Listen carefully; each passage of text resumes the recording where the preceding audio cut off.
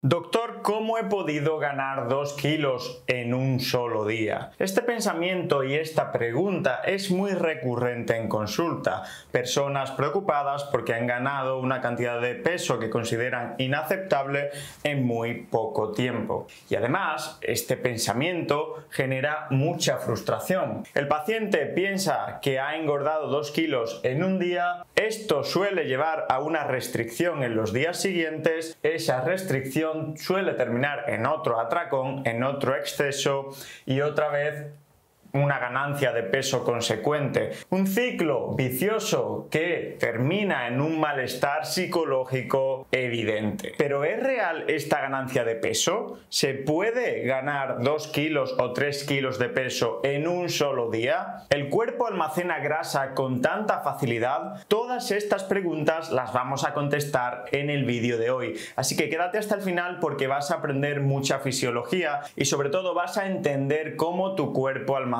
grasa. Veréis, chicos, en teoría, para que almacenemos 1 kilogramo extra de grasa, necesitamos ingerir un excedente de 7000 calorías. 7000 calorías por encima de lo que tu cuerpo necesita. Y esto es la teoría. ¿Y por qué digo la teoría? Porque la realidad es bastante distinta. De hecho, si esta teoría se cumpliera al 100%, los comedores profesionales, que son capaces de comer 14.000, 15.000 y 20.000 calorías en una sola ingesta, serían todos, por definición, obesos. Y no lo son. Y no lo son porque el cuerpo es sabio y no puede hacer frente, no puede metabolizar, no puede absorber tanta cantidad de alimentos y de energía. Existen lo que se conocen como mecanismos de disipación de energía cuando ese exceso es muy grande. El ejemplo más típico es el de los comedores profesionales. A Stick se le ven los abdominales precisamente por esto. El primer mecanismo de disipación de energía cuando nos excedemos en una comida es la termogénesis adaptativa, que no es otra cosa que decir que el cuerpo produce calor para deshacerse de ese exceso de energía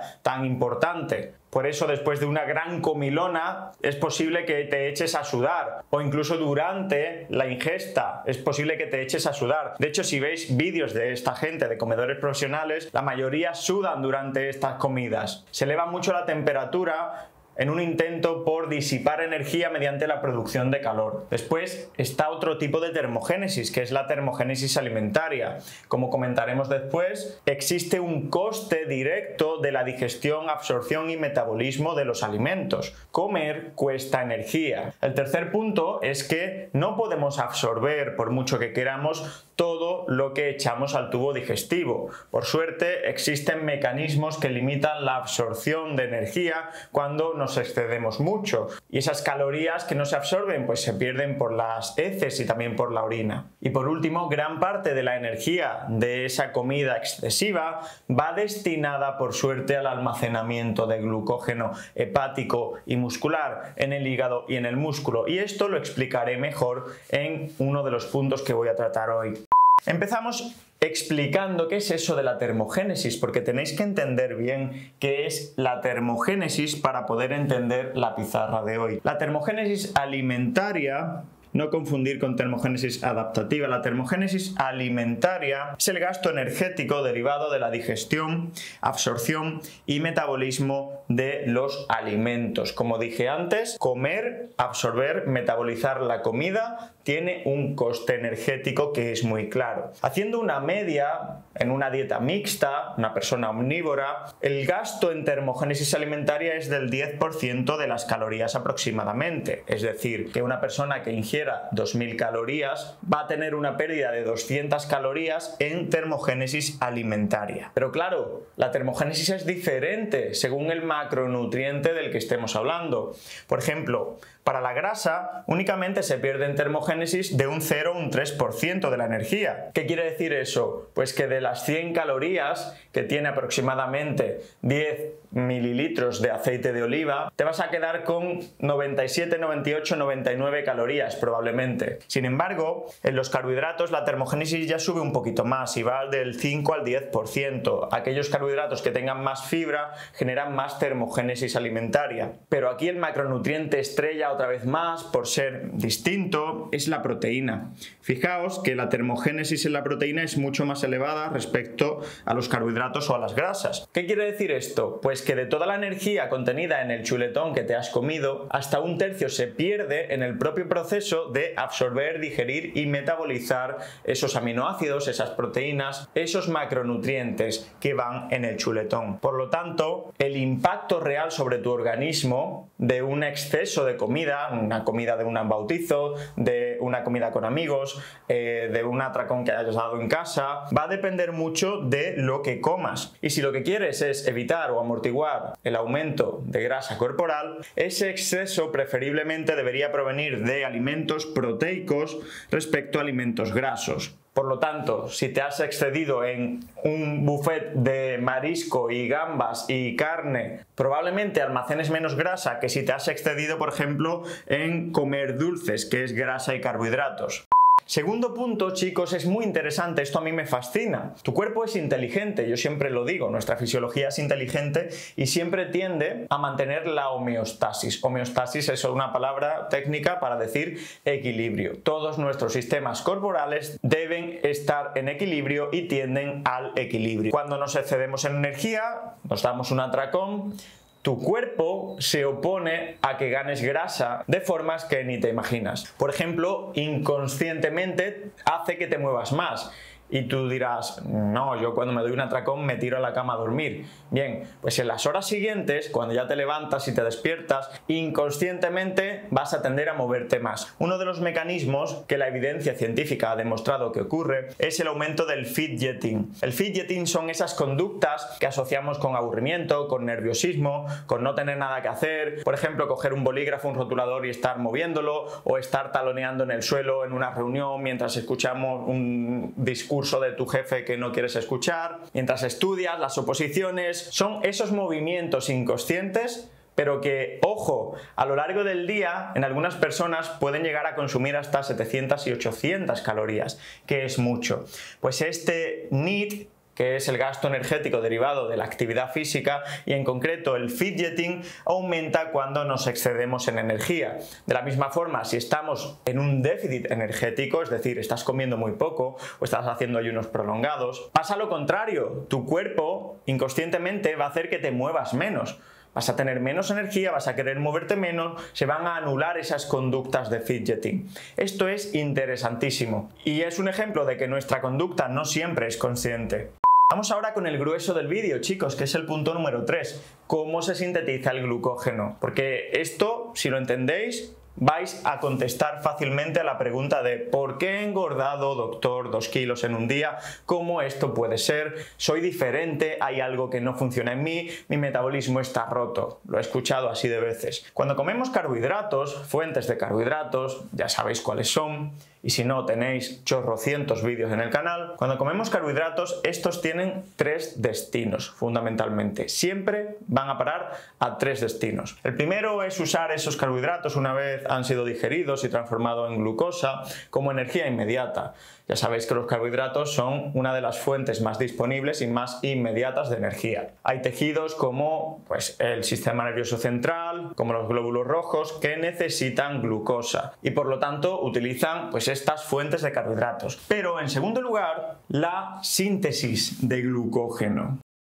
El glucógeno está en muchas partes en el organismo, pero principalmente en 2. En el músculo y en el hígado. También hay otros órganos como los riñones que tienen también cierta cantidad de glucógeno, pero al ser más pequeñitos pues la cantidad proporcional es menor y no se suelen mencionar. El hígado de un varón estándar, ni un muy grande ni muy pequeño, almacena aproximadamente 75 gramos de glucógeno por kilogramo de hígado. Un hígado suele pesar entre 1,5 o 2 kilos aproximadamente. Cada gramo de glucógeno no se almacena solo. El glucógeno, para su almacenaje, precisa agua y cada molécula de glucógeno se une a 2,4 gramos de agua. ¿Qué quiere decir eso? Pues que un hígado lleno de glucógeno pesa aproximadamente 400 gramos más respecto a un hígado vacío de glucógeno, como el que podríamos tener después de muchas horas de ayuno o de hacer una dieta cetogénica. En segundo lugar, el músculo. En el músculo se almacena una media de 12 gramos por kilogramos de tejido magro de músculo, lo cual hace para una persona, repito, que no sea atleta y una persona, un varón de peso estándar, aproximadamente 1,5 kilos de glucógeno junto a su agua correspondiente en el tejido muscular. Ya hablamos de casi 2 kilos extra, que respondería a la pregunta inicial, aunque vamos a matizar muchas más cosas. Algo interesante y que tenéis que entender, chicos, es que hablamos de personas sedentarias o que son poco activas, vamos a decirlo así. Pero en atletas, la cantidad de glucógeno en el músculo junto a su agua correspondiente puede irse fácilmente a 3 y 4 kilogramos. Atletas entrenados. ¿Por qué? Porque tienen más masa muscular, pero no solo eso, tienen más capacidad de repletar el glucógeno muscular y hepático. Son más eficientes vaciando y rellenando los depósitos de glucógeno. Y aquí tenemos un tip práctico. Si eres una persona que quiere amortiguar la ganancia de grasa cuando tienes de forma previsible o imprevista un exceso alimentario, porque tengas una fiesta o porque de forma imprevista esa noche te hayas excedido por el motivo que sea, no vamos a entrar en los condicionantes de esto, pues si quieres amortiguar el impacto puedes hacer una depleción estratégica de glucógeno hepático y muscular. ¿Qué quiere decir esto? Vaciar estratégicamente los depósitos de glucógeno.